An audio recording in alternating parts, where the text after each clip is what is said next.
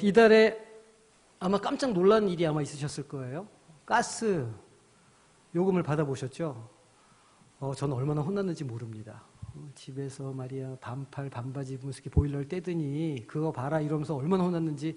근데 뉴스를 보니까 다들 2배가 나왔다고 그래서 제가 얼마나 그 위로를 받았는지 모릅니다. 봐라 이게 나 때문에 그런 게 아니다. 그래서 요즘에는 이제 반팔 반바지는 아니고 긴 팔의 반바지를 입고 있습니다. 세상이 참 좋아져서 버튼 살짝 돌리면 난방이 되는 집에 우리가 살고 있다는 것 아닙니까? 물론 아직도 연탄을 사용하시는 분들이 계시기는 하죠. 예전에는 겨울이 되면 가스 중독으로 심심치 않게 이렇게 생명을 이렇게 잃는 경우가 있었습니다. 눈에 보이지 않고 증상도 없기 때문에 이 잠을 자다가 사고를 당하시는 분들이 있었던 것이죠. 그 가스가 만약 눈에 보인다고 그러면 그 얼마나 조심하기 쉽겠습니까? 방 안으로 이렇게 빨간색 혹은 초록색 연기가 싹 들어오면 어이구 놀래라 이렇게 해서 창문 열고 환기하면 되는데 이 보이지 않으니까 그 위험에 우리가 노출돼도 그 잘 자각을 못한다는 것이죠. 그래서 우리가 다 가스 누출기를 이렇게 다는 것 아닙니까? 근데 그런 생각을 하게 되는 거예요. 만약 우리 마음에도 우리 마음에 다른 마음이 생기고 하나님을 떠나는 마음이 생길 때 뭔가 경보가 울리는 그런 게 있으면 참 신앙생활하기 편할 텐데 아쉽다 이제 이런 생각을 하게 됩니다. 그런데 생각해 보니 그런 그 경보기가 우리 심령에 있다고 하더라도 우리의 그 악한 본성을 생각해 볼 때 그 경보기를 부시고 계속 나쁜 짓을 하게 되지 않을까 이제 이렇게도 제가 생각을 하게 되었습니다. 오늘 본문에 보니까 이스라엘이 두 마음을 품었다 이제 이렇게 말하고 있습니다. 이 겉으로는 멀쩡해 보이고 신앙생활을 잘 하는 것처럼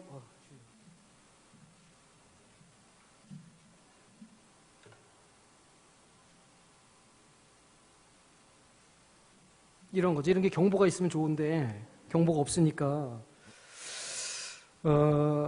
이렇게 겉으로는 여호와 신앙을 가진 것처럼 보이는데 속으로는 전혀 하나님을 두려워하지 않고 말씀대로 살고자 하는 의지도 없는 이 백성들의 모습을 오늘 두 마음을 품었다 이제 이렇게 표현하고 있는 것이죠.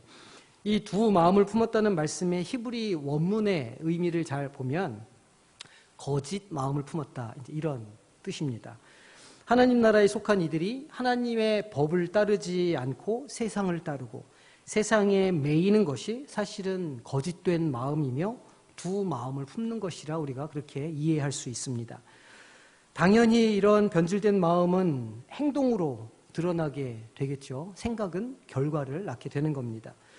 어떤 결과를 낳았는가? 첫 번째로 두 마음은 우상 숭배를 낳게 되었습니다. 1절이 그 말씀이죠. 이스라엘은 열매 맺는 무성한 포도나무라. 그 열매가 많을수록 제단을 많게 하며 그 땅이 번영할수록 주상을 아름답게 하도다. 잘 되고 부요해지고 평안해지면 더 하나님을 찾고 하나님께 영광 돌리는 삶을 사는 것이 너무너무 당연한 일일 것 같은데 그렇지 않다는 겁니다. 이 세계 이제 선교학자들이 이야기하기를 국민소득이 2.5만 불이 넘어가면 이 종교가 포교가 안 된다고 하는 그런 그 연구 결과가 있습니다. 사탄아 떠나갈지어다. 신경 쓰지 말라는 거죠. 2.5만 불이 이렇게 넘어가면 사람들이 더 이상 심령의 갈급함이 없어진다는 거예요. 그래서 굳이 종교를 찾지 않아도 평안한 삶을 살기 때문에 포교가 어려워진다 이제 그런 이야기죠. 사실은 뭐 다른 나라 이야기할 것도 없습니다. 우리나라의 상황이 지금 뭐 그런 상황에 있다고 할 수 있죠. 먹고 사는 일이 너무 수월해지니까 아쉬움이 없어지는 겁니다. 갈급함이 없어지는 것이죠. 믿음도 옅어지게 되는 겁니다.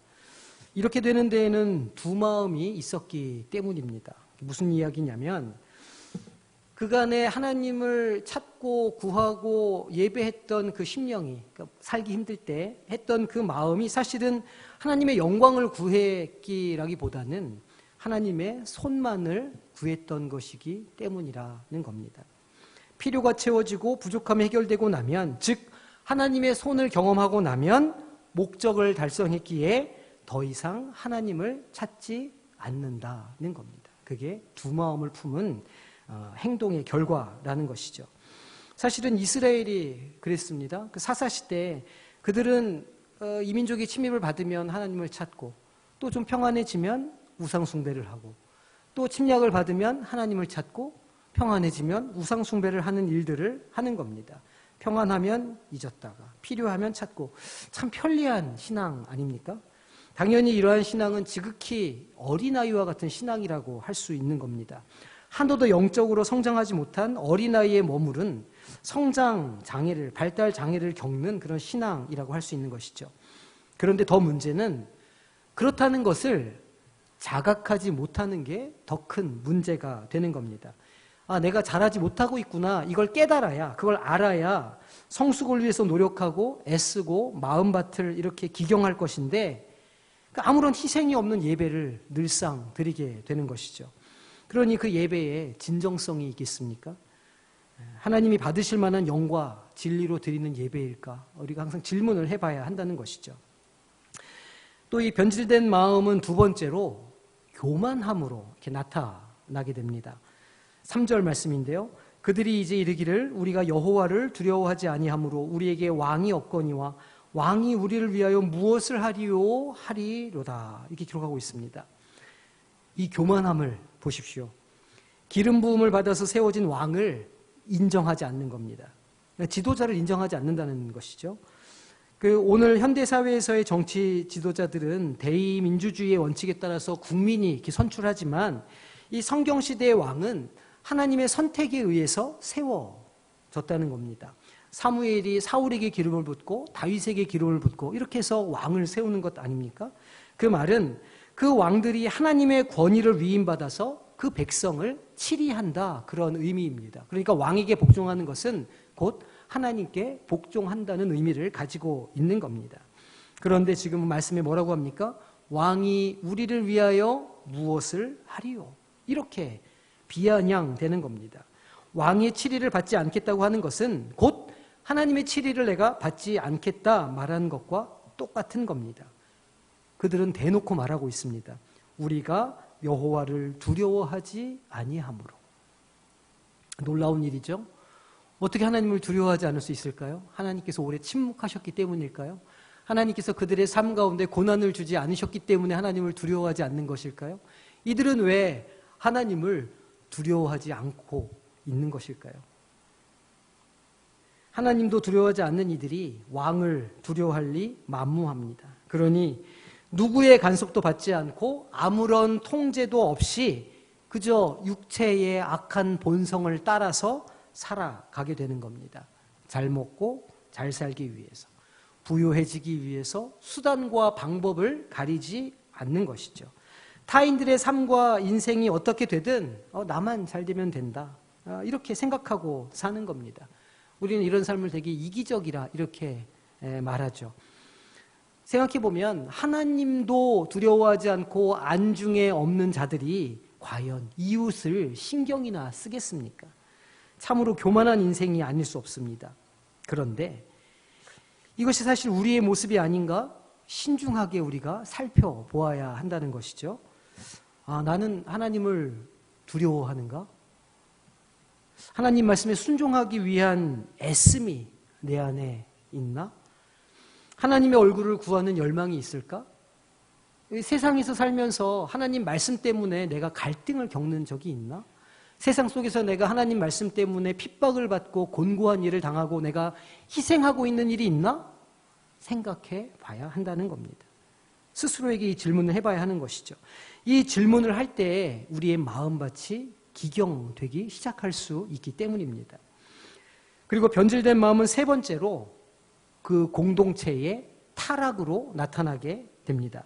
5절 말씀입니다. 사마리아 주민이 베다웬의 송아지로 말미암아 두려워할 것이라. 그 백성이 슬퍼하며 그것을 기뻐하던 제사장들도 슬퍼하리니 이는 그의 영광이 떠나가며. 또 9절 말씀도 볼게요. 이스라엘아, 내가 기브아 시대로부터 범죄하더니 지금까지 죄를 짓는구나. 그러니 범죄한 자손들에 대한 전쟁이 어찌 기브아에서 일어나지 않겠느냐 말씀합니다. 5절 말씀을 보면 누구 하나 두 마음을 품고 있어도 지적하지 않고 경계하지 않고 있다는 겁니다. 그래서 그 삶이 참으로 안온해 보이고 즐거워 보이는 겁니다. 탐스럽고 먹음직스럽기도 하다는 유혹에 공동체 전체가 다 거기에 넘어가는 거예요. 그래서 좋은 게 좋은 건데 뭘 그렇게 빡빡하게 하고 그래. 편안하게 하면 되지. 조금 귀찮으면 하지 말고 쉽게 하자. 이제 이렇게 하면서 그 모든 경계물들을 다 허물어 가는 겁니다. 이미 우리가 살펴본 대로 종교 지도자들로부터 시작해서 관리들과 백성들 모두가 한 통속이 되어서 육체의 본성을 줬는데 혈안이 되어 있다는 겁니다. 베다웬의 송아지가 무엇을 말하는 것일까요? 베델에 있는 송아지 단을 말합니다. 본래 베델은 야곱이 하나님을 향해서 서원하고 제사를 드렸던 장소인 것이죠. 그들의 선조가 하나님 앞에서 자기 자신을 발견하고 헌신하기로 결단했던 신앙의 장소가 베델이었습니다. 베델에 있다는 것은, 그곳을 베델이라고 부른다는 것은 그곳에 있는 사람들도 그러한 결단과 삶을 살아야 한다고 하는 의미가 그 지명에 담겨 있는 겁니다. 이 야곱의 집안은 여기에서 우상을 버리고 스스로를 정결하게 하고 옷을 갈아입었습니다.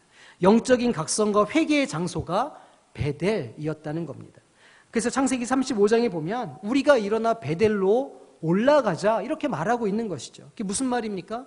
하나님께로 돌아가자, 회개하자 이렇게 말하는 것이 베델이라는 겁니다. 그런데 이 베델을 벳아웬, 우상의 집이라 이렇게 지금 바꿔 말하고 있는 것 아닙니까? 하나님의 집에서 우상의 집으로, 베델에서 벳아웬의 집으로 바뀌는 게 호세아의 선포를 듣는 이들의 영적 현실이었다는 것이고, 사실은 그런 호소를 들어야 하는 것은 오늘 우리의 모습이 아닐까? 우리도 돌이켜 봐야 하는 것이죠. 어쩌면 오늘 우리의 신앙이, 우리의 예배가 이러한 두 마음의 결과를 가져오고 있는 것은 아닌지 우리가 생각해 봐야 하는 겁니다. 그리스도인들, 하나님 나라에 속한 이들이 자신들의 신분을 잊어버리는 겁니다. 그러니까 아버지를 떠나서 집을 나갔던 둘째 아들처럼 본래는 아버지의 아들로서의 자격과 권세가 있는데 바깥에 나가서 고아처럼 그렇게 신나게 살다 보니 자기가 누구인지를 다 잊어먹은 것 아닙니까? 그래서 자기가 누구인지를 어디에서 깨닫습니까? 돼지 우리에서 그 쥐염 열매를 먹으면서 자기의 신분이 그제서야 떠올랐던 겁니다. 그리스도인들도 마찬가지라는 것이죠. 내가 하나님의 자녀요, 하나님의 아들로서의 권세와 권위가 있는 사람들인데 어느 순간 그걸 다 잊어버리고 세상 속에서 돼지 우리에서 구르는 것처럼 막 굴러 사는 겁니다. 무엇이 죄인지 무엇이 죄가 아닌지도 모른 채 그냥 세상 즐거움에 같이 휩쓸려서 막 살아가는 거예요. 다 이것이 옳다 그러면 다 그렇게 사는 겁니다. 세상이 이렇게 사는 게 맞는 거야 그러면 어떤 경계나 판단도 없이 다 그렇게 그냥 살아가는 거예요. 이렇게 투자하고 저렇게 투자하고 살아가는 것이죠. 그러다가 정신을 차리면 내가 누구였지? 내가 하나님의 자녀인가? 이런 질문을 스스로 하게 되는 겁니다. 진정한 기쁨과 행복을 자꾸 세상에서 찾으려고 하는 것이 사실은 두 마음입니다. 오직 우리의 마음을 위로하고 만족할 수 있는 유일한 길은 예수 그리스도 한 분뿐이신 줄로 믿으시기를 바랍니다. 그런데 자꾸 다른 것으로 그 공허함을 채우고 메꾸려고 하는 것이죠. 그것이 두 마음인 겁니다. 그 결과 어떻게 되었습니까? 이스라엘은 패망했고 교회는 교회로서의 색과 향기를 점점 잃어가게 되었다는 것이죠. 교회가 하나님의 말씀으로 살아있고 한참 부흥할 때 교회는 형형색색의 찬란한 색깔이었는데 어느 순간 그 색을 다 잃어버리는 겁니다. 그래서 지금의 교회를 보니까 흑백으로 인쇄된 모노톤의 교회가 되어가고 있다는 것이죠. 그러니 세상과 교회가 구별될 리 만무한 겁니다. 사람들이 교회와 세상을 어떻게 구별할 수 있을까요? 주일날 우리가 교회를 와서 저 사람은 교회 다니는 사람 이렇게 구별할까요? 그거는 지극히 형식적인 구분에 불과하죠. 그 사람들은 어떻게 교회를 세상과 구별하냐면 그 교회를 다니는 사람들의 삶을 보고 구별하는 겁니다. 하나님의 교회는 저런 곳이구나 이렇게 알게 되는 것인데 구별되지 않으니, 차이가 없으니 세상이 교회를 마땅찮게 여기기 시작했다는 것이죠. 사실은 세상이 편견을 가지고 있는 게 아닙니다. 세상은 언제나 교회를 핍박하고 마땅찮게 여겨왔습니다. 하지만 더더욱 더 그런 상황이 악화되고 있는 것이죠. 오늘 우리 교회가 우리 자신이 세상과 구별되지 못한 채 섞이고 어울려서 그 거룩함을 잃어갔기 때문입니다. 9절 말씀을 다시 한번 보겠습니다. 이스라엘아, 내가 기브아 시대로부터 범죄하더니 지금까지 죄를 짓는구나. 그러니 범죄한 자손들에 대한 전쟁이 어찌 기브아에서 일어나지 않겠느냐 하나님께서 말씀하십니다. 이 기브아에서 어떤 일이 있었을까요? 기억하십니까? 기브아 시대가 언제냐면 사사기 19장에서 21절에 기록된 아마 사사기에 기록되어 있는 악한 사건 중에 가장 악한 사건이라고 할 수 있습니다. 여기에 보면 이스라엘 산지 구석에 사는 어떤 레위인 이야기가 나옵니다.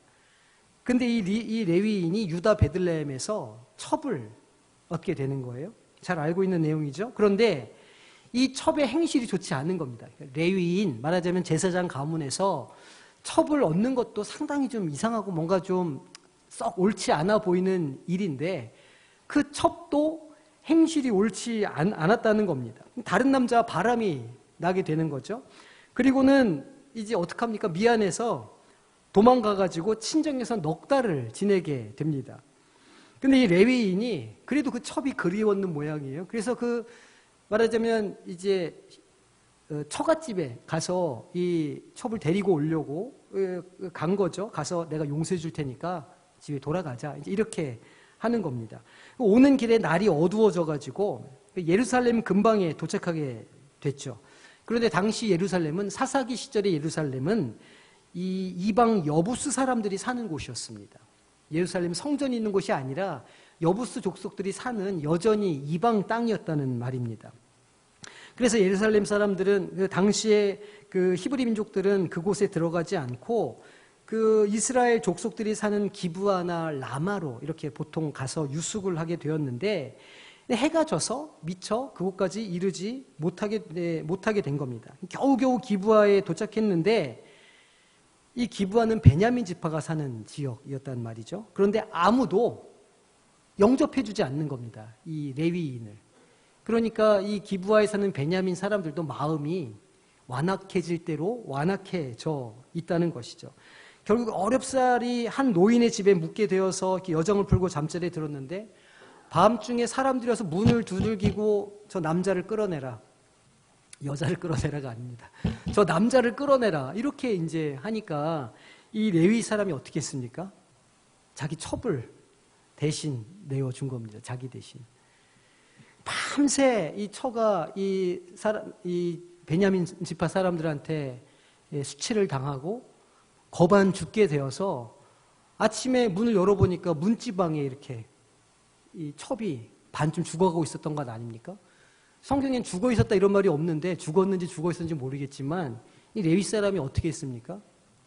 그 첩을 12토막을 내가지고 각 지파로 보내는 겁니다. 그래서 여기 이 악한 베냐민 지파 이 사람들을 심판해야 된다. 이래서 각 사방에 그거를 받아본 지파들이 얼마나 놀랬겠습니까? 상황을 알고.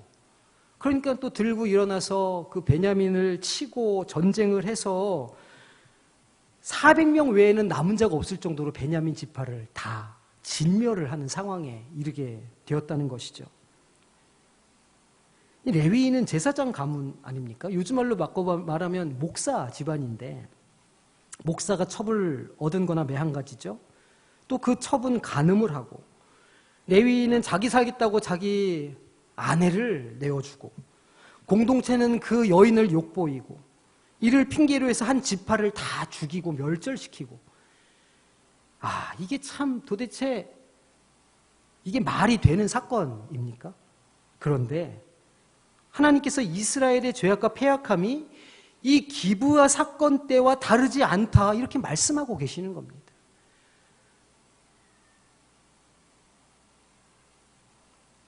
참 어떻게 이럴 수가 있냐 생각해 보십시오. 제 동기 목사님의 그 사모님이 그 기독교 상담소를 운영하시는 분이 계십니다. 특히 교회 내 성폭력 문제를 다루시는데 이분이 이야기를 들어보면 기가 막힌 얘기가 너무나 많은 거예요. 그냥 한두 번 실수를 하는 건 애교로, 그러니까 이제 목회자들이 권력에 의한 그 위계에 의한 폭력을 저지르는 것이죠. 한두 번 같은 거는 실수로 넘어간다는 거예요. 굉장히 오랫동안 그루밍 폭력이라고 하는, 오랫동안 그루밍을 하고 반복적으로 또 지능적으로 얼마나 그런 악한 일들이 많은지 정말 그 얘기를 듣다 참을 수가 없어가지고 막 그랬었는데, 최근에 이제 한 분이 되려 명예훼손으로 이 사모님을 고소를 한 거예요. 결국 이제 재판이 이제 다 끝나서 사모님이 승소하는 사건으로 끝났는데, 그 시절만의 이야기가 아니라는 겁니다. 제가 무슨 말을 하려고 하는 것이냐면, 그 시대와 우리 시대가 다르지 않다는 것이죠. 오죽하면 목사들한테 제 동기들이나 제 선배님들이 그런 얘기를 하는 겁니다. 저한테. 돈과 여자만 조심하면 된다. 담임 목사 나가는 사람한테 돈과 여자만 조심하면 된다는 거예요. 이게 무슨 말입니까 도대체? 참 자존심 상하고 목사로서의 가오가 떨어지는 그런 격언 아닙니까? 근데 그게 오늘날 교육자들의 현실이라는 겁니다. 그냥 평균만 하면, 그냥 무슨 뛰어난 능력이 있거나 영성이 있거나 그런 게 아니라 그냥 평균만 하면 아이고 우리 목사님 잘하신다 하는 시대를 우리가 살고 있다는 겁니다. 담임 목사로 나가는 사람한테 그게 고작 충고하는 거예요. 성도들을 사랑해라, 목숨 내놓고 사역해라 이렇게 하는 게 아니라 여자 조심해라, 돈 조심해라 이렇게 충고를 하는 시대를 내가 살고 있다는 게 너무 슬프고 괴로운 그런 상황이라는 것이죠. 참 부끄럽고 죄송합니다. 제가 어떤 때는 낯이 막 뜨뜻해지는 거예요. 뉴스 같은 걸 보면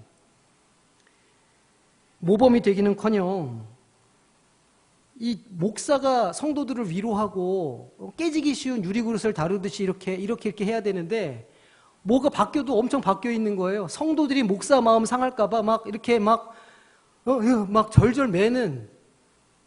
아이고 참 죄송합니다. 제가 이렇게 목회 현장으로 나오면서 잊지 말자고 수차례 다짐한 게 있어요. 지금도 매번 되새깁니다. 제가 담임 목사로 이 자리에 서 있지만 나라고 하는 인간이 인격적으로 막 고매하고 훌륭해서 교회 성도님들이 나를 받아주고 내 이야기를 들어주고 사랑해주는 게 아니다. 제가 늘 그걸 잊지 않으려고 합니다. 교회 담임 목사이기 때문에 하나님께서 세워주셨다는 것을 믿으니까, 그래서 믿음으로 고백하니까 존중해주고 아껴주고 이렇게 세워주시는 것 아닙니까? 하나님께서 세워주신 분이라는 믿음으로 섬겨주시고 용납해 주신다는 것을 잊지 않으려고 늘 되새기는 것이죠. 그래서 제가 어느 순간 간이 배 밖으로 나오는 것 같으면 나한테 얘기를 해달라. 제가 피택자들한테도 말씀드렸고 제 아내한테도 말씀드리고 제가 우리 부목사님들한테도 늘 얘기합니다. 제가 미치는 것 같으면 미쳤다고 얘기를 좀 해달라고. 그래서 한때는 그런 생각을 하죠. 멀쩡하게 잘하던 동료들도 그 선배님들도 담임 목사 자리만 가면 이상하게 사람이 변하는 걸 제가 많이 봤거든요. 그래서 자리가 사람을 만든다고 나도 저렇게 되려나? 그런 이제 두려움이 이렇게 있으니까 제가 늘 제 모습을 이렇게 돌아보고 살펴보려고 애를 쓴다는 것이죠. 혹시 저한테서 그런 약간 정신 나간 모습이 발견되면 지휘 여하를 막론하고 저에게 말씀을 해주셔야 됩니다. 정신 차리라고. 할렐루야? 아멘 하세요. 할렐루야? 예, 해주셔야 돼요. 12절 말씀입니다. 너희가 자기를 위하여 공의를 심고 인애를 거두라. 너희 묵은 땅을 기경하라. 지금이 곧 여호와를 찾을 때니 마침내 여호와께서 오사 공의를 비처럼 너희에게 내리시리라. 어떻게 해야 되는 겁니까? 제 심령이, 우리의 심령이 메말라 있다는 것을 인정해야 되는 겁니다. 내가 지금 묵은 땅이구나. 내 심령이 지금 기경돼야 되는구나. 지금 갈아엎어야 되는구나. 내가 너무 굳어있구나. 내가 변화하지 못하고 있구나. 내가 지금 저항하고 있구나. 내가 하나님의 말씀을 따르지 못하고 있구나. 입으로는 한다고 하는데 내 삶은 하나도 변하지 않는구나. 이걸 먼저 알아야 하는 겁니다. 스스로 도취되어 있어서 잘하고 있다. 우리 좋다. 이렇게 자평하지 말고 아주 냉정하게 우리의 현실을 살펴봐야 한다는 겁니다. 굳어있고 완전히 메말라 있어서 도무지 순종이라고는 찾아볼 수 없는 어쩌면 하나님의 곡괭이가 들어가지도 않을 만큼 딱딱하게 변한 고집불통의 모습이 우리가 아닐까? 스스로를 봐야 한다는 것이죠. 그리고 그 굳은 땅에 도대체 하나님 말씀이 심겨지지 않는 그 굳은 땅에 주님께서 공의의 비를 내리시고 성령의 단비를 내리셔서 늦은 비와 이른 비를 통해서 우리의 그 굳은 땅이 녹아지는 은혜를 우리가 사모해야 한다는 겁니다. 우리 힘으로 녹아질 수 없다는 것이죠. 하나님께서 계속 우리 심령에 말씀하시고 역사하시고 우리는 기도의 자리를 지키고 눈물을 흘리기 시작할 때에 그때야 비로소 우리의 굳은 땅이 적셔지고 녹아지기 시작할 거라는 겁니다. 그래서 그 묵은 땅, 냄새가 나고 쾌쾌한 그 땅을 기경하는 것이죠. 그거 얼마나 아프겠습니까? 오랫동안 굳어있던 땅을 곡괭이질을 하고 호미질을 해대면 그 안에 썩어있던 것들이 드러나고 그 다 뒤집어지고 그런 일들이 벌어져야 하지 않겠습니까? 사실은 그것이 영적인 회개 운동이고 우리가 거룩해질 수 있는 유일한 방법이라는 것이죠.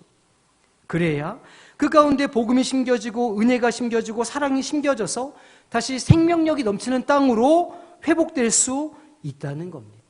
그래서 오늘 말씀이 얘기하는 것이죠. 지금이 내일 할래요 이게 아닌 겁니다. 지금이 여호와를 찾을 때라는 겁니다. 오직 주님만이, 오직 성령의 역사와 인도하심만이 우리의 희망이요 소망이고 최후의 보루라는 겁니다.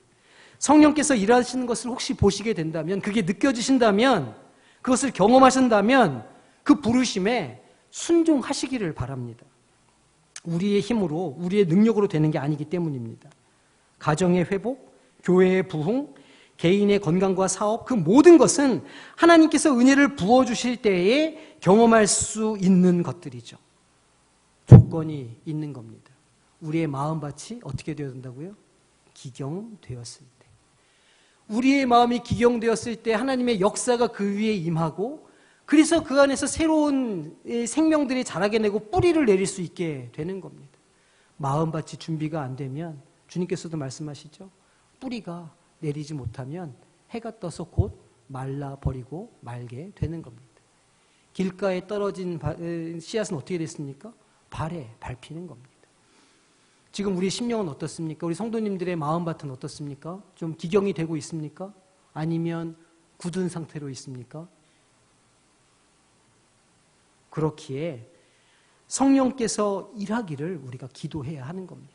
우리의 힘으로 잘 안 되니까 기도의 자리, 말씀의 자리에 나와서 하나님께 간구하고, 주님 나의 마음을 좀 고쳐주시고 이것을 새롭게 갈아엎어 주십시오라고 기도하고 간구할 때에 후히 주시고 꾸짖지 아니하신 하나님께서 성령을 부어주시고 이 일을 감당해 주실 거라는 겁니다.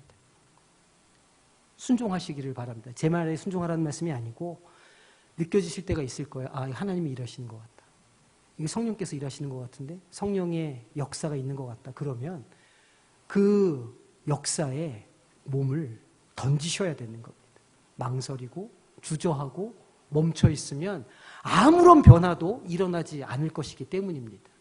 그 성령께서 일하실 때에 그 역사에 순종해서 자신을 내어드리고 하나님께서 일하실 때에 내가 아름답게 사용되어질 수 있도록 내 마음을 바꿔주시기를 사모하는 우리 성도님들이 되시기를 부탁드립니다. 이 믿음을 가지고 예배의 자리, 기도의 자리를 지켜서 하나님께서 우리 성광에, 이 동산에 아름다운 일을 막 일으키실 때에 거기 한 모퉁이에 우리가 자리를 딱 잡아야 되지 않겠습니까? 하나님께서 교회를 막 벽돌로 세워가시는데 크지는 않아도 내가 요만한 벽돌 하나 돼가지고 거기에 탁 들어가야 되지 않을까요?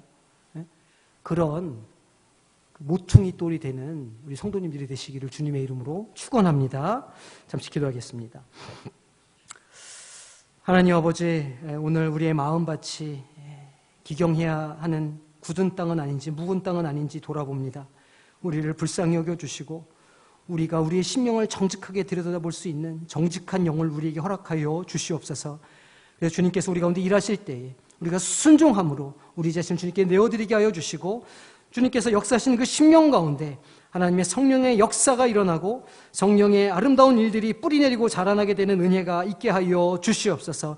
그래야 하나님께서 우리의 삶, 우리 가정, 우리 교회에 아름다운 부흥의 일들을 일으켜 주실 때에 그 한무퉁이를 감당할 수 있는 복된 우리가 될 수 있도록 주님 역사하여 주시옵소서. 감사드리며 예수님의 이름으로 기도하옵나이다. 아멘.